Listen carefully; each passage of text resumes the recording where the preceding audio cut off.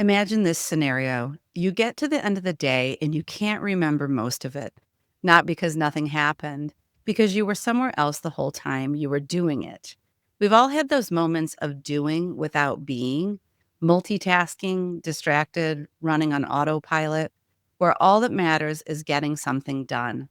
Today's mini episode is about shifting out of the old patterns of constantly going and doing and moving into something more present, being with ourselves, so we can become intentional about how we want to live, what experiences we want to call in, and the choices we make along the way.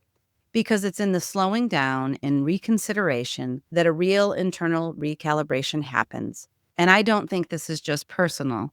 I think it's happening collectively right now. I'll see you in the episode.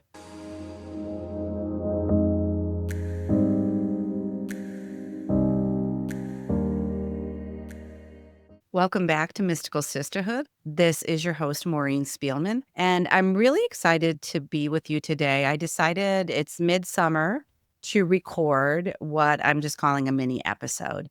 So often I will craft an episode and it's got so much meat to it that it becomes big. and and I've got so much to say or share that I'll kind of lose the plot.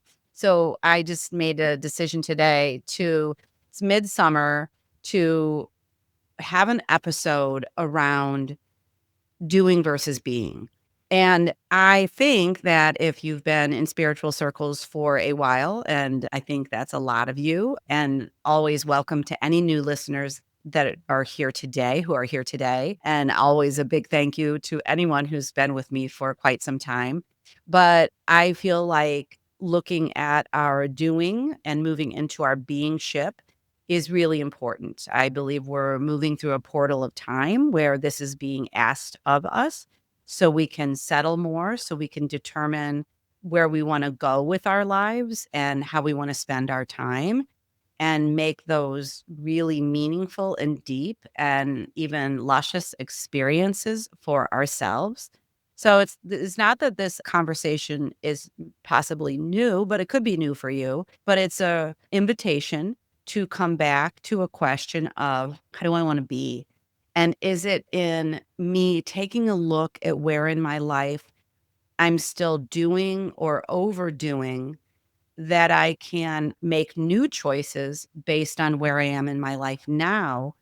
And by making those new choices, I am rewiring my nervous system, rewiring my patterns of thought, and moving into a being ship. And I really believe we're doing this because in the slowing down and the noticing and being with, that's when our truest of selves, our truest expression comes forward.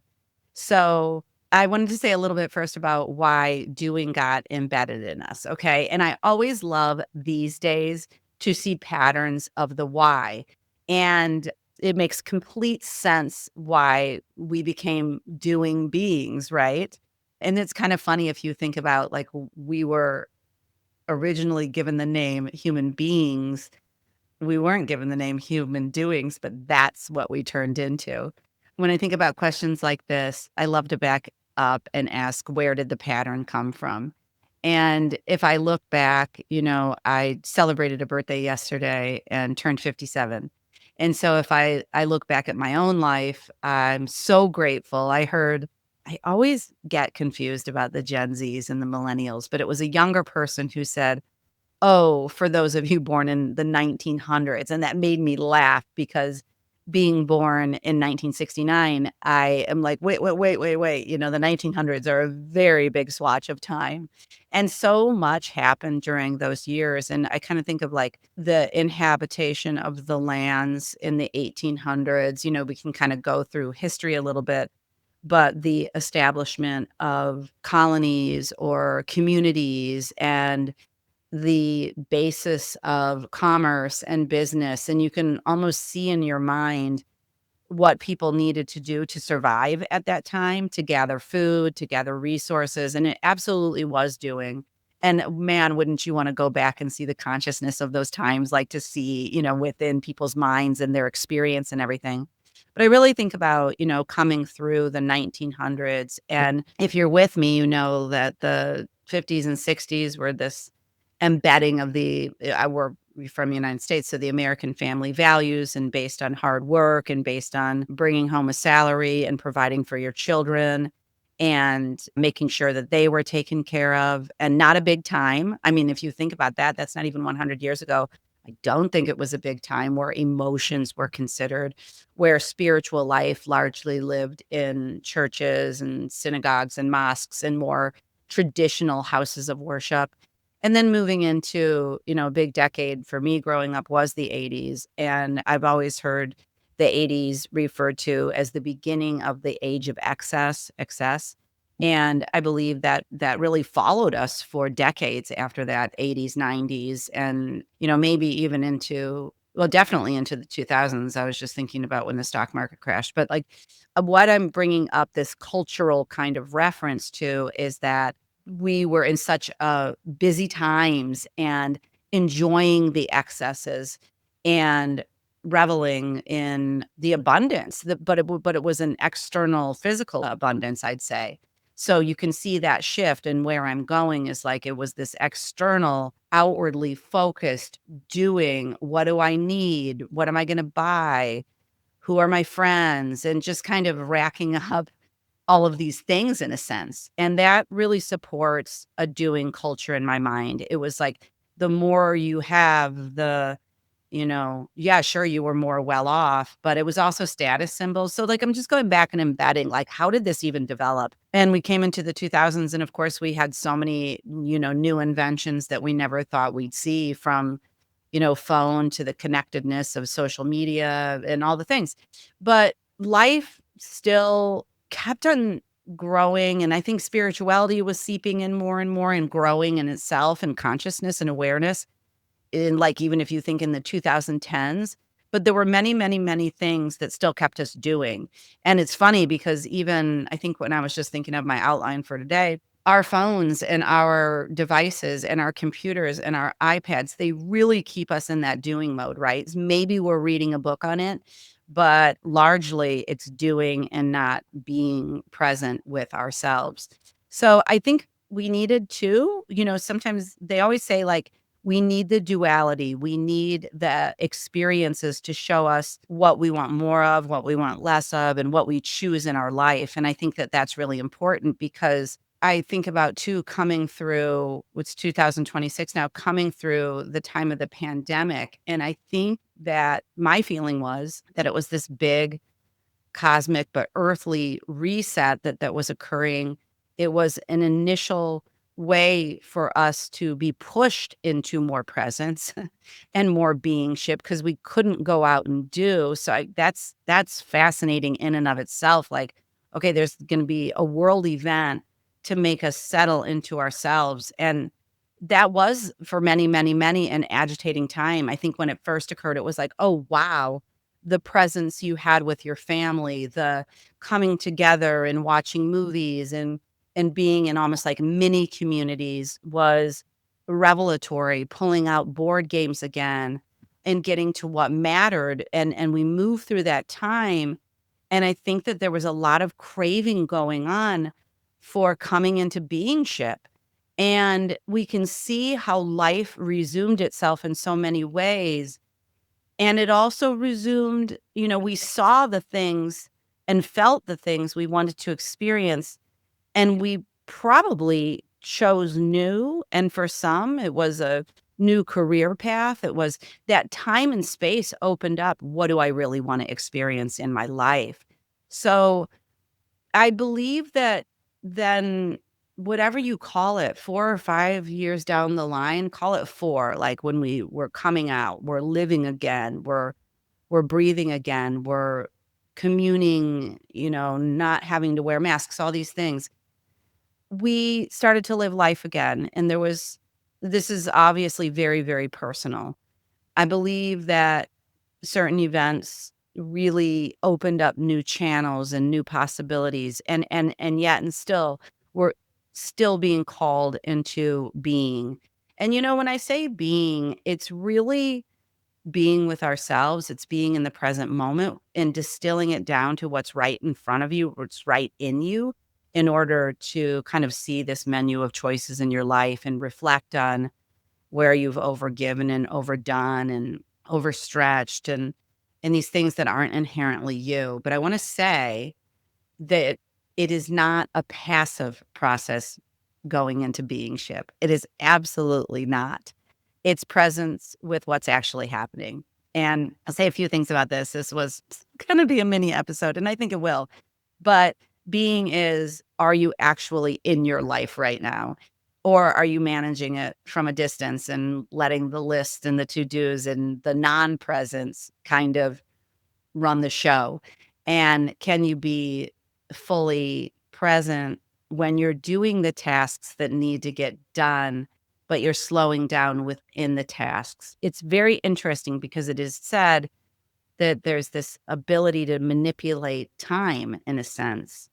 And you can see yourself like, I need to wash the dishes, get the dirty dishes from the sink into the dishwasher.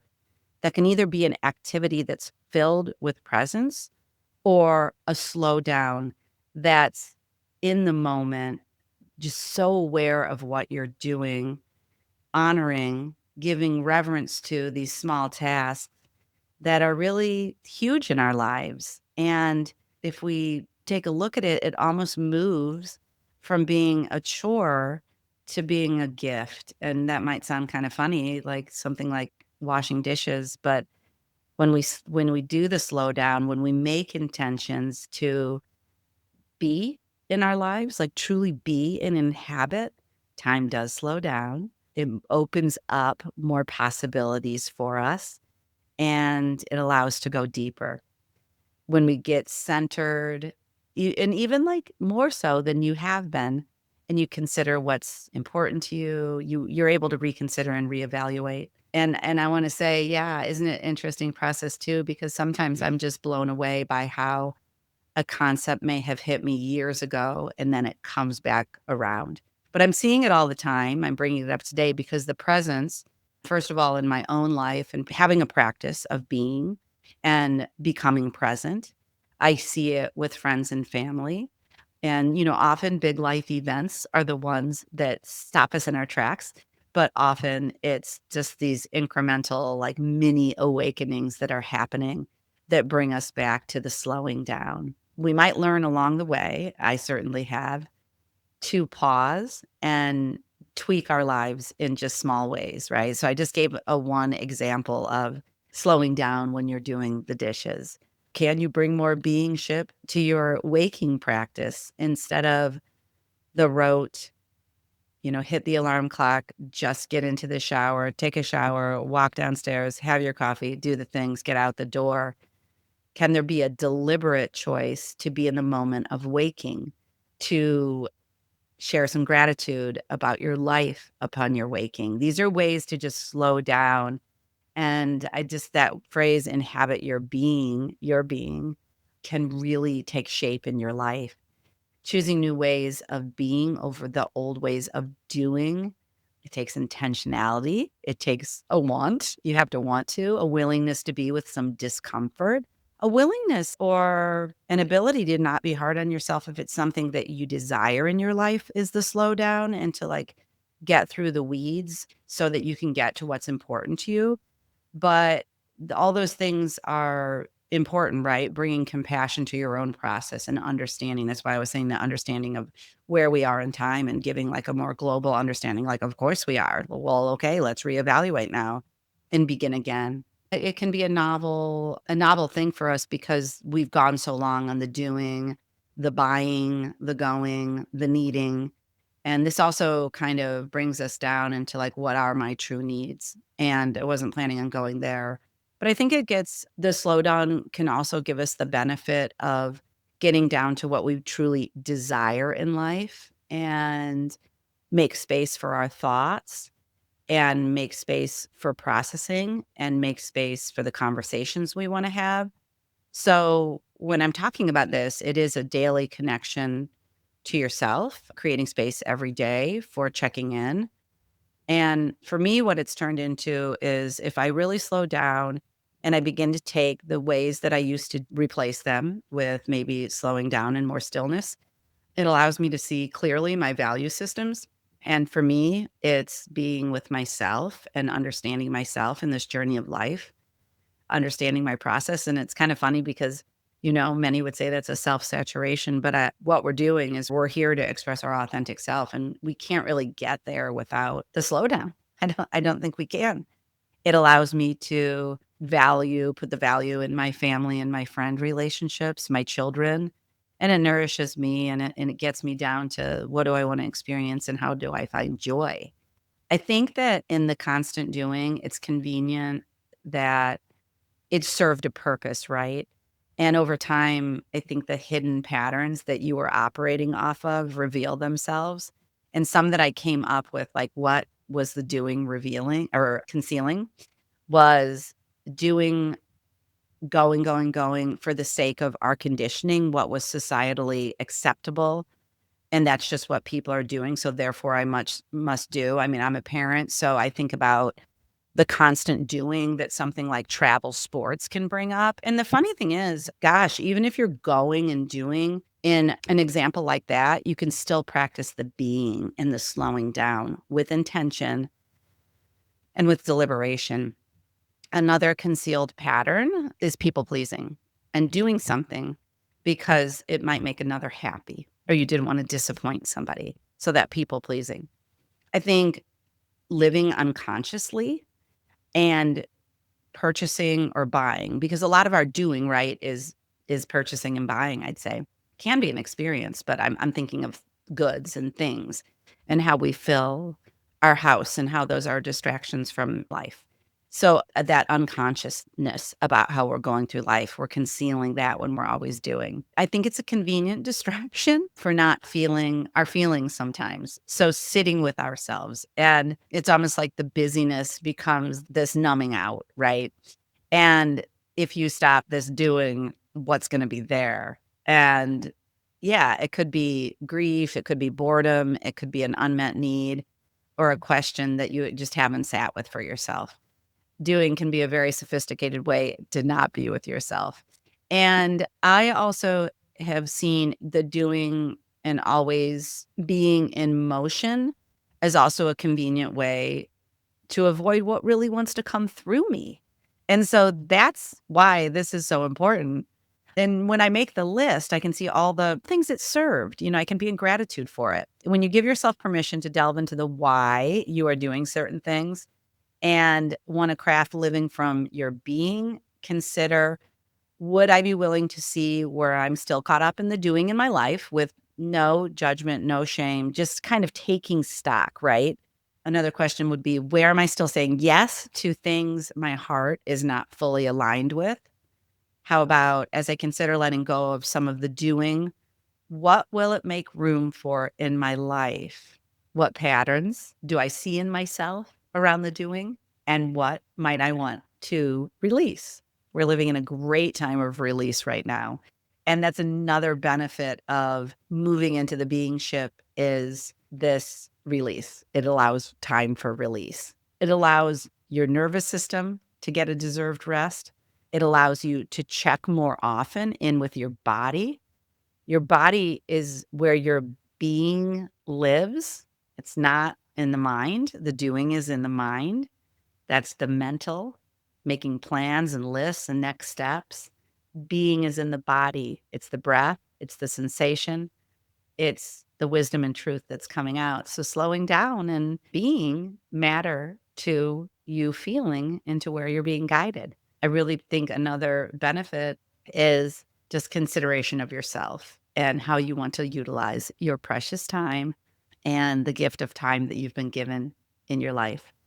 And the shift is also in you're doing this for yourself, right? You're doing this to create different experiences for your life. And the people around you will experience you differently. They'll notice a change. They'll say, what's different about her? What's different about him? What is he doing? And you can answer. I'm making these choices in my life that are really deliberate. They're really intentional. They're based on what I'm wanting to really feel into. I don't want to waste a precious moment of this life not considering why I came, what I'm up to, how to clear the tangles, how to really be fully in my being. And so all of this is to give you just this invitation into presence and into being. And I don't think it needs to be a complete overhaul for what you're doing in your life. It can be one small doable shift a day. It can be the slowdown of taking a breath and a beat before you respond to somebody, especially if you were reacted or triggered in what was said to you or what was brought to you. It's a huge one. It can be a pause before saying yes to something or someone in your life. And lastly, one small doable shift is noticing the felt sense in the body once a day. Leaning in, listening to your body wisdom. It knows the way. It's pulling you into being. It's pulling you into your essence. And I really want to just say again that, Mystical Sisterhood is about your fullest expression. The mystical part is the unknown and the discovery of what we cannot see, which is the mystical on the outside, the cosmos, the other realms, our spirit guides, information that is here to support us and guide us. But it's also the inner realms. And the inner realms have been a mystery, right? And we're decoding and we're moving into a new stratosphere of understanding ourselves. And it's such a delight to be doing this collectively. And we can do this as a collective more powerfully if we move out of that doing and the distraction by what the outer world is trying to lure us away with and come back to our center, come back to ourselves, and just be in reverence and honor. So I thought that this was a great episode for midsummer. And if this appeals to you in the terms of like, wow, I really want to work on that for myself. I really want to dive into where I am guiding myself to be, and you're not sure where to start, reach out for a call with me. I always hold a beginning call to discover what you have going on in your life. And the guidance around this, the coaching is so enriching, and it just is very expansive in visioning and dreaming and creating your life by design, not the one you were conditioned to, not the falsities you were led to believe, and truly discovering that essence and what your divine expression is. So I'll leave it at that. I want to say thank you for being here, and I will see you in the next episode. Thanks for listening to this episode of Mystical Sisterhood. To learn more about my one-on-one coaching programs or join the Mystical Sisterhood membership, visit MaureenSpielman.com or MysticalSisterhood.com. Thanks so much. I'll see you in the next episode.